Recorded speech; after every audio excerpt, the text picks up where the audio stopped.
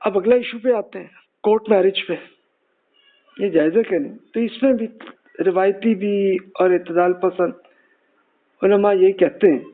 پرانے بھی کہتے ہیں نکاح جائز ہے، بالکل ٹھیک ہے، چاہے اپنے گھر میں کر لو چاہے عدالت میں کر لو، اس سے کیا فرق پڑتا ہے؟ اب اس کے لیے ایک حدیث بھی وہ پیش کرتے ہیں کہ ابو ہریرہ رضی اللہ تعالیٰ عنہ سے کہ رسول اللہ صلی اللہ علیہ وسلم نے فرمایا بیوہ کا نکاح اس کی اجازت کے بغیر نہ کیا جائے، اور کنواری لڑکی کا نکاح بھی اس کی اجازت کے بغیر نہ کیا جائے۔ لوگوں نے عرض کیا یا رسول اللہ کنواری کی اجازت کیسے ملے گی؟ فرمایا اگر وہ پوچھنے پہ وہ خاموش ہو جائے تو پھر مطلب ہے کہ اجازت ہے اس کی۔ تو اسی پہ وہ کہتے ہیں کہ بھی اب وہ چونکہ اجازت اس لڑکی نے اور اس لڑکے نے ہی کرنی ہے تو وہ چاہے گھر پہ کر لیں چاہے عدالت میں کر لیں، کیا فرق پڑتا ہے؟ پھر وہ کہتے ہیں کہ ولی کی ذمہ داری صرف یہ ہے کہ خواتین کو مشورہ دیں، انہیں حق نہیں کہ زبردستی شادی کروائیں یا شادی کو روک سکے۔ یہ وہی سٹڈی ہے جو ہم پہلے کر چکے، یہ ایشو وہی ہے۔ اچھا، اگر مرد اور خواتین کو چاہیے کہ وہ جذباتی طور پہ نہیں بلکہ عقل سے بھی سوچیں کہ والدین کا مشورہ کیا ہے اور اس کی وجہ کیا ہے، کیا ریزن ہے، کس بیس پہ فرما رہے ہیں، کیونکہ عموماً پیرنٹس اس لیے مشورہ دیتے ہیں کہ یار ان سے نہ کرو شادی، اس لیے کہ بھی آپ کی شادی کے وقت تو انجوائے کریں گے، بعد میں لڑائی جھگڑے ہوں گے آپ کے، تو اس لیے نہیں کرو۔ تو اس لیے لاجیکلی سوچ لیں، ہاں اگر میں جذباتی طور پہ وہ فرما رہے ہیں تو چلو نہ مانیں ان کی بات۔ اب شادی اعلانیہ ضروری ہے، یہ دین کا حکم ہے، اور چھپا کے شادی نہیں ہوتی نہیں سرے سے۔ تو معاشقے سے لڑکا لڑکی کو بچنا چاہیے، تو وہ راستہ بدکاری کی طرف جا سکتا ہے، اس لیے اس سے بچنا چاہیے، اور کوشش یہ ہونی چاہیے کہ اپنے پیرنٹس کے ذریعے سے ہی آپ شادی کریں تو زیادہ اچھا ہے، کہ پھر آپ کی اندر بچے بھی پیدا ہوں گے تو پھر آپ کے طلاق کے چانسز کم ہوں گے۔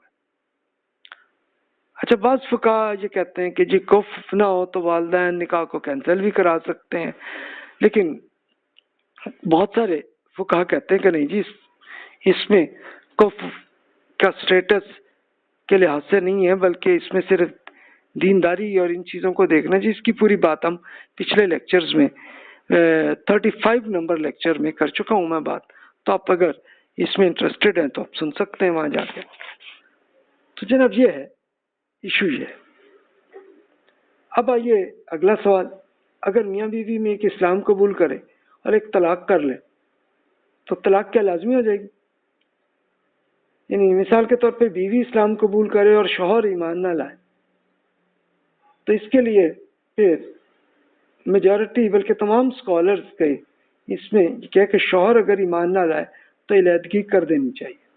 اس کے لیے قرآن مجید کی آیات میں یہ ایک حکم ہے، تو وہیں سے یعنی قرآن میں ہی ہمیں جواب مل گیا تو بات ہی ختم، نہ پھر تو باقی سکالر جو مرضی کہتے رہے۔ یعنی قرآن پاک میں فرمایا بسم اللہ الرحمن الرحیم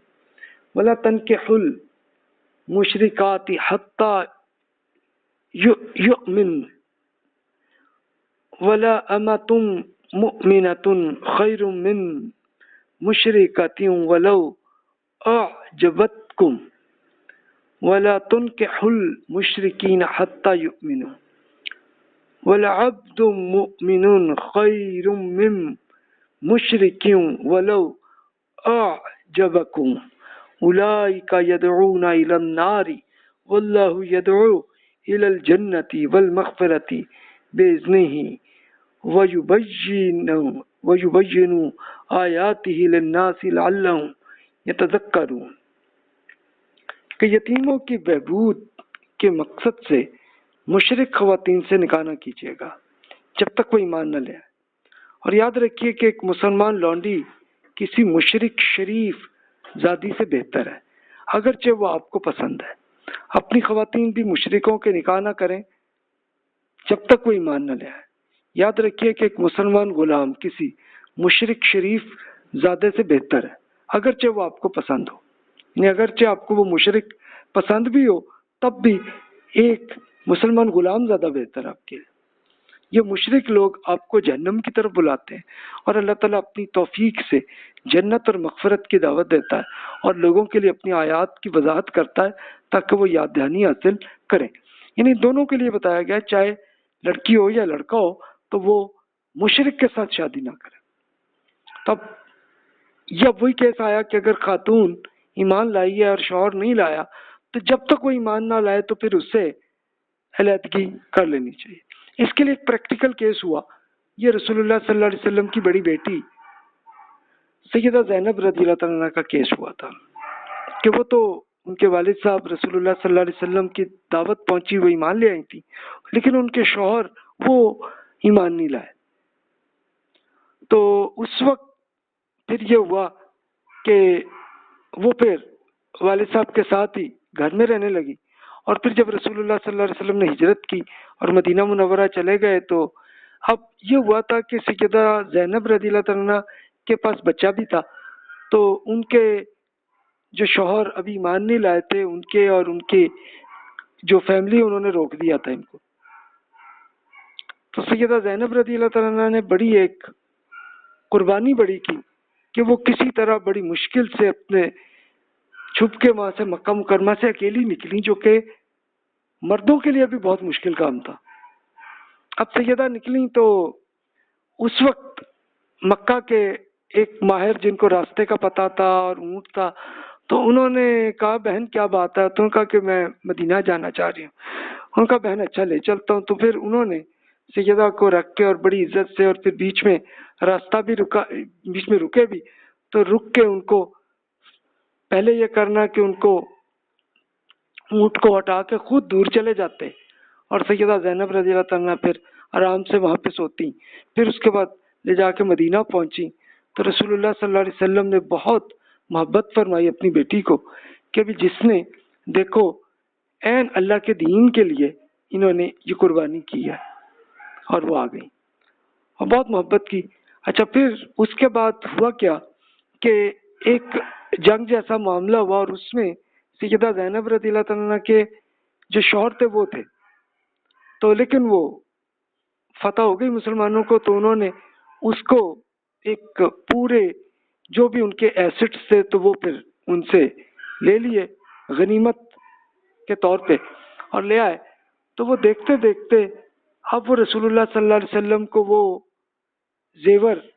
یاد آئے کہ یہ تو میری بیٹی کے ہی ہیں اصل میں، جو ان کے ہاتھ میں تھے، شوہر کے پاس تھے، جو ابھی تک مشرک تھے، ابھی تک ایمان نہیں لائے تھے وہ. تو رسول اللہ صلی اللہ علیہ وسلم نے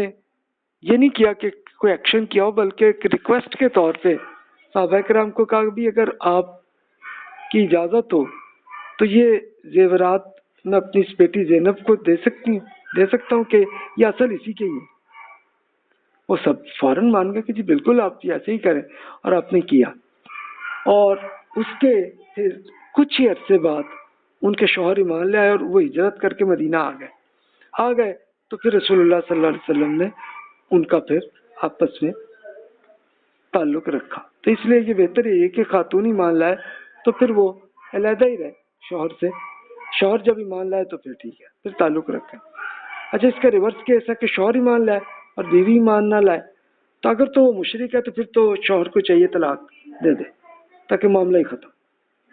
یا